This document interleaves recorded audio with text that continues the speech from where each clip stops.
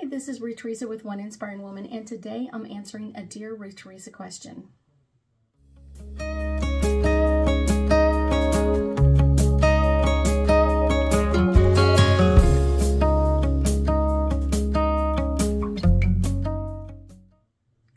That's right. Today I got a phone call from a client of mine, and it's kind of a whole bunch of questions in together.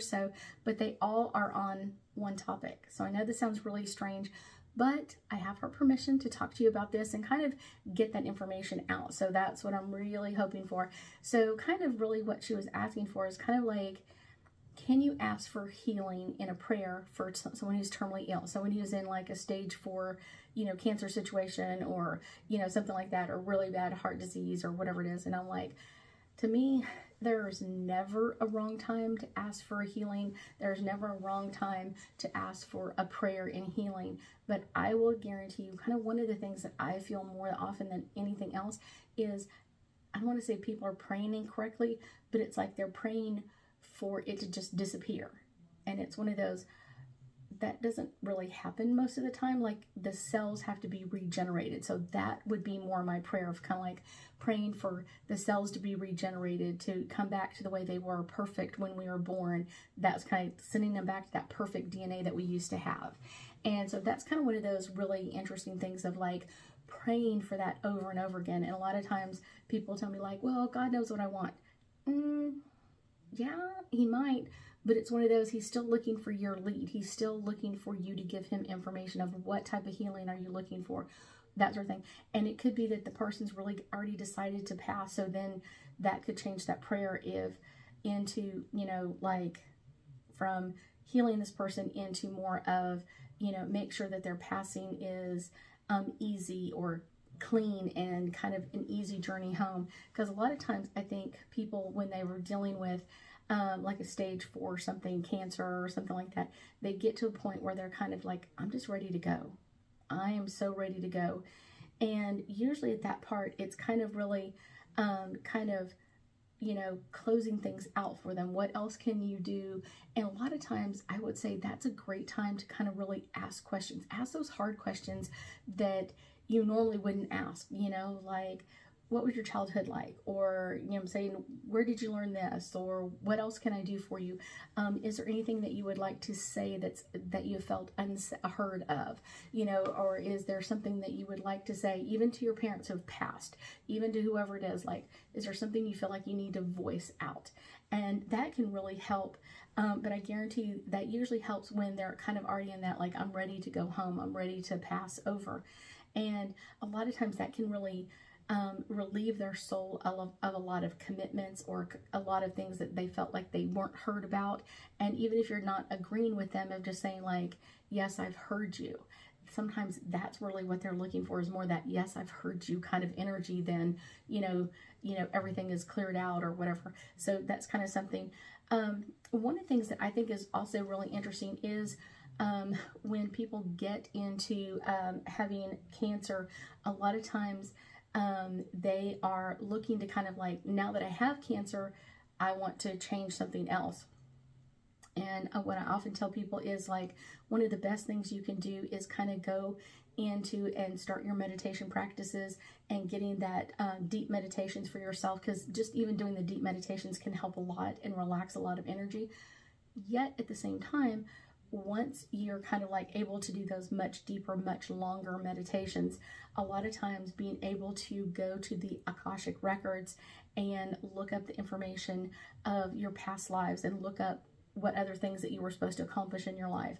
Is there any karmic baggage that you require kind of like dealing with, or pulling out and taking care of, or cleaning out? And this can really come in of not only making things clear out in this life, but making future lifetimes like a little bit easier, because you're not bringing all of that kind of trash and garbage and baggage into other ones. Another one is kind of emotional baggage. A lot of times people will tell me that, like, on their deathbed, that like, I didn't feel heard by my mom, and I didn't feel this and everything else. And I was like, just letting that release and just really being able to say it and telling the other person, well, she was a sweet person in all other aspects, but my mom never really listened to me. Those are usually the ones that really kind of we just hang on to. a lot. And so kind of being able to voice those out. Like I said, you don't have to agree, just like, I hear what you're saying, I've heard your words, can really soften a lot of people's hearts and kind of really open up some doors for us. One of the things I will tell you is kind of when you're healing or you're trying to work on yourself, even if you're not in a stage 4 kind of cancer situation or something like that, is kind of allow like this healing to come in. And a lot of times I think that's kind of one of the interesting parts is when I do my classes, we start going to the Akashic records in a Psychic 303 to kind of can we get there, that sort of thing. And when we do it in a 404, it's like now we're really getting like our life purpose, we're clearing things out, what else can we work through or deal with at this time. That is a great way to do it. A lot of times people are really trying to forge this energy forward. They're trying to kind of bring this energy into kind of like, what else can I do? And I think a lot of times like going to the Akashic records can really bring up a lot of information for you.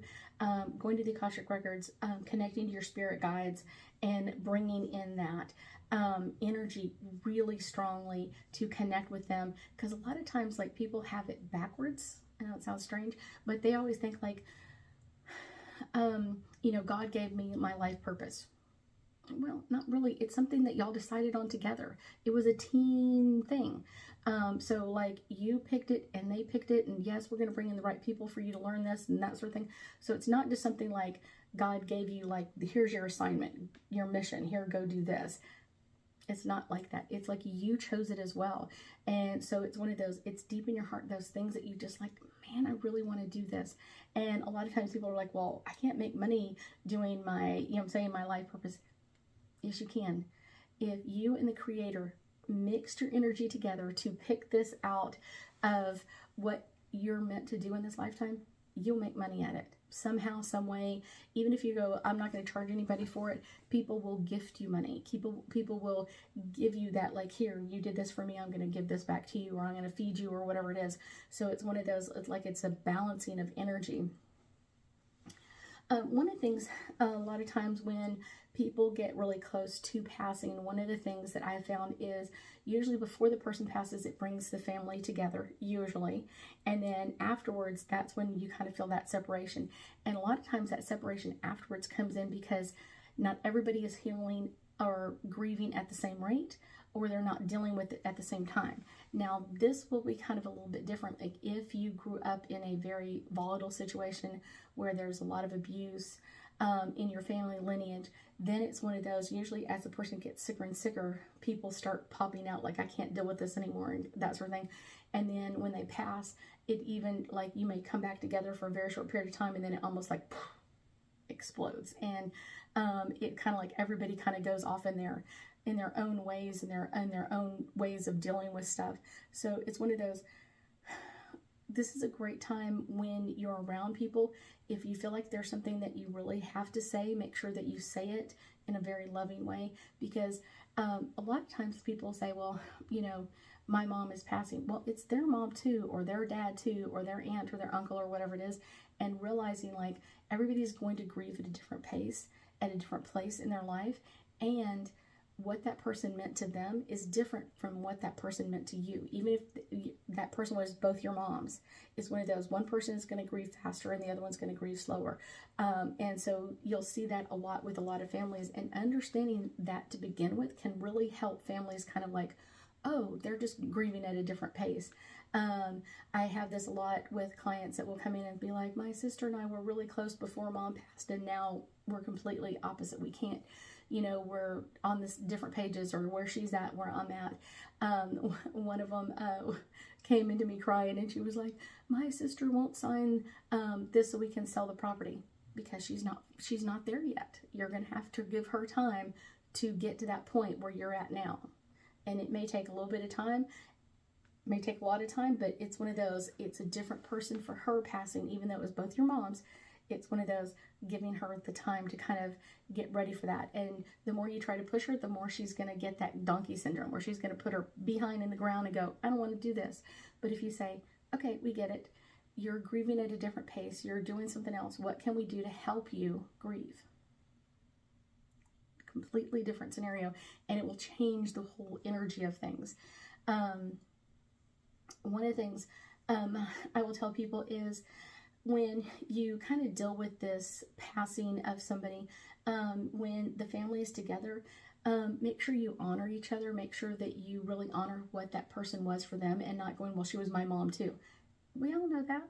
We all get that. We all get that story. But it's one of those, like, this could have been her mom and her best friend, where it was just your mom.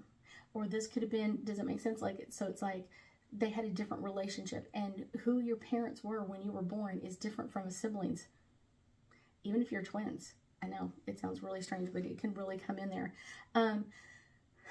A lot of times I will tell people, like, make peace with what is happening right now.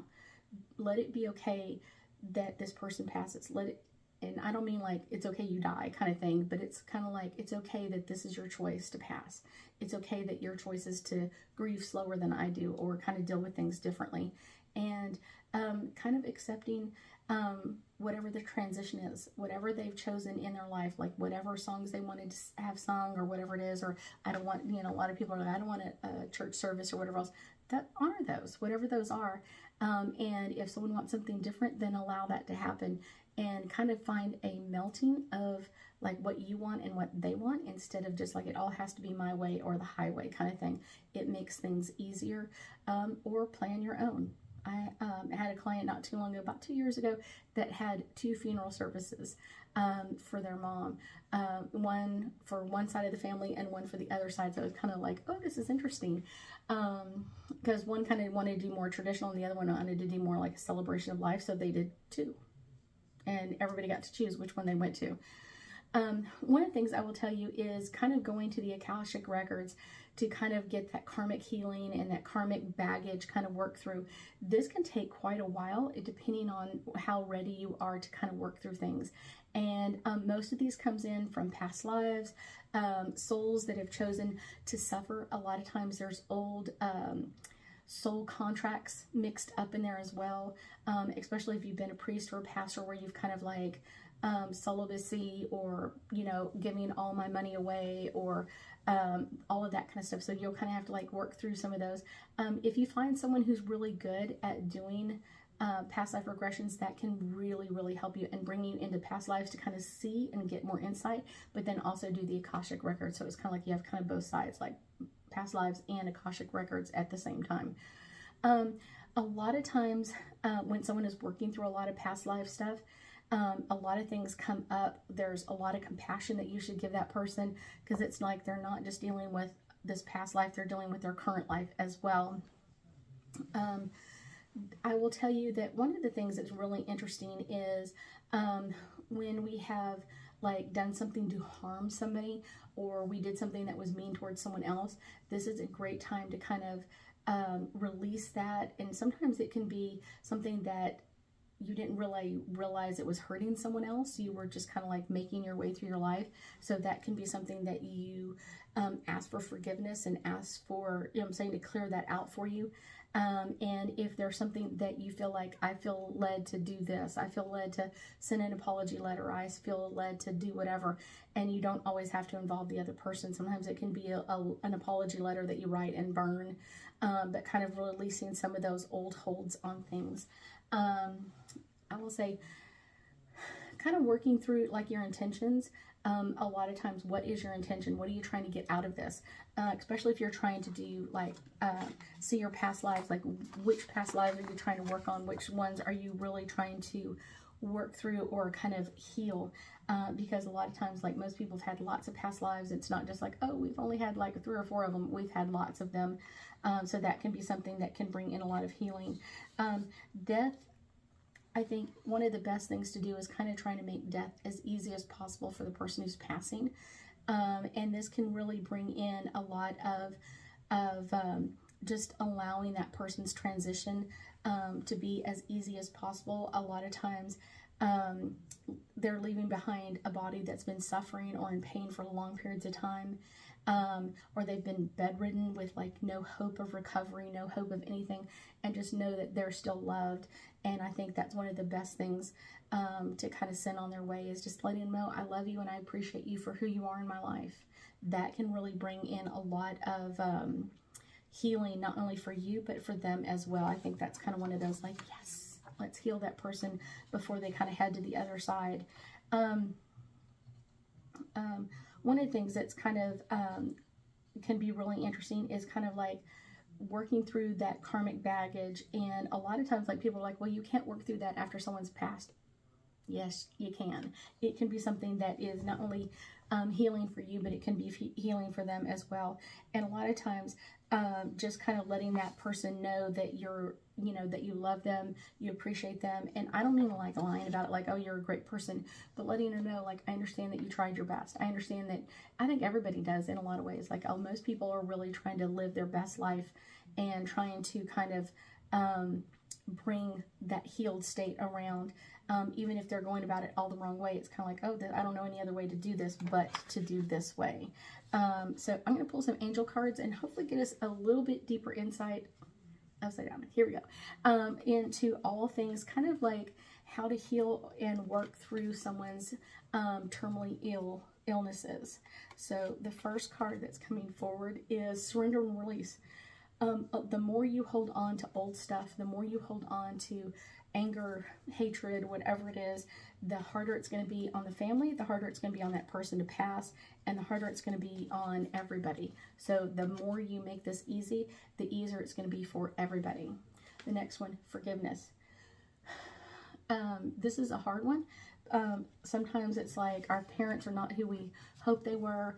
Our family members, you know, kind of wish that this could have been done differently or whatever else. Forgive them for those things and forgive yourself. I think that's something that we often forget to do, is kind of forgive ourselves in a lot of that energy of what we're supposed to be doing. We should be forgiving ourselves as much as we forgive others. Nature. It is nature. Everybody is racing towards passing. There's not one person on this earth that's going to live forever. Everybody's going to get to a point where they're going to pass. And when you kind of bring that karmic around of like, I'm going to make this as easy as possible for this person, it makes it easier on you, especially since you've worked on healing them. It's like now you know how to work and heal yourself. Abundance. I think one of the best things that you can do in abundance when someone is about to pass is abundantly hear them.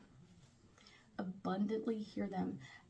One of my favorite messages is when my husband's grandmother was about to pass, and they kind of get that like two-dimensional mind.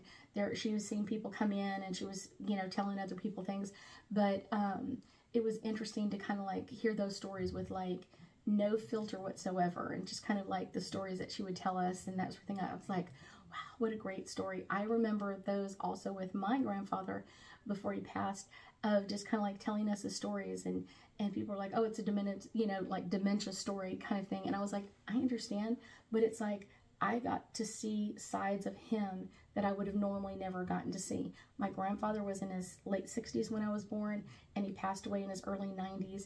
So it's one of those, like, that was kind of the interesting part. Like, I got to kind of have a morning with him where he's like a 5-year-old child climbing a tree. I got to talk to him when he was a teenager and thought a girl was cute, all that kind of stuff. So I got to see like different images of him as he got older through his life, because you never knew like what stage he was going to be in when you walked in. Like, is he going to be 5 or 2 or 10 or 50? Like, you have no idea where that mind's going to go. So that was kind of one of those interesting things. Focus on making them important and making them feel heard. And this is always a great time, if you haven't already done it by then, get stories of their lifetime. Those are kind of videos and things that people are going to want to share forever. They hear about their great-grandfather, great-great-grandfather. This is when he did this, or this is when he saw that. And those are kind of some of those great stories. New love. I think that's kind of one of those interesting sides, is when someone is about to pass, they will start being able to see between the veils much easier than most of us. They may start talking to their parents or grandparents, or if there's a loved one that's passed, a husband or wife that's already passed on the other side, they are going to be reconnecting to those loves. They're going to reconnect to that energy, and so that can be such an amazing thing to kind of witness as they talk to them, and how did they hear from their parents, and what did their parents say, or their spouse, or whatever it is. Those can be such amazing, like, little insights. And know that this is kind of like that time to just kind of like allow things to flow. My last card in this is trust. Everybody should be trusting their heart, their mind, and their soul at this time. What is going to make you feel okay in what's happening? It's not your choice to kind of change it. It's not your choice to kind of like, I need to do all of this. Yelling at the doctors and the nurses or anything like that is not going to help this. Being calm, cool, and collected is exactly what they require from you. And trust that you're on the right path. And trust that they're doing the right things for you. That they're right in there with you as you move through this energy to not only help them pass to the other side, but also those connections. Think about all those people, all those ghosts, and all of those people that have been on the other side waiting for them, and they get to make all those reconnections, all those new loves become brand new again. I thank you so much for joining me today, and I know that we'll be talking again soon.